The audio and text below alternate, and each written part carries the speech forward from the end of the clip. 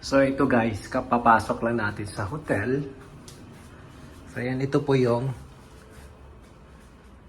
ako lang mag-isa dito, no? Itong bed. Ayan, medyo ayan, double size siya, pero ako lang mag-isa dito. And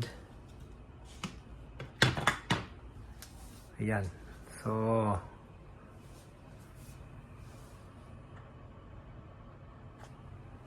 palabas tayo. Ayan, makikita nyo dun sa labas.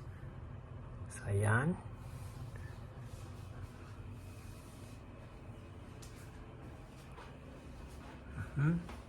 Tutur ko kayo sa room ko. So, ayan. So, ito yung bathroom. Yan silang jacuzzi. Okay?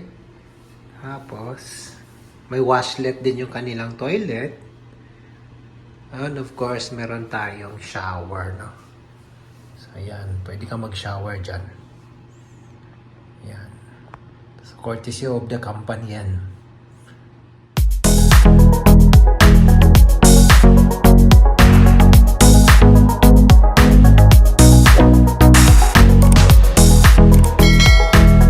So pagkatapos namin mag-check-in sa Pearl Garden Hotel, kasama ng aming 3 guests na mga Hapon, pumunta kami sa Harbor View Restaurant sa Manila Bay para kumain ng hapunan.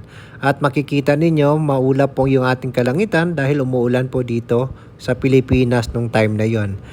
At ito po yung nakakapanghinayang. Ang dami nilang in-order, nagkakahalaga po ng 14,000 pesos yan pero hindi naubos. Ako po yung nanghihinayang talaga, nasabi ko tuloy sa sarili ko, ganito ba talaga kung gumastos ang mga mayayaman? Parang baliwala lang sa kanila ang pera.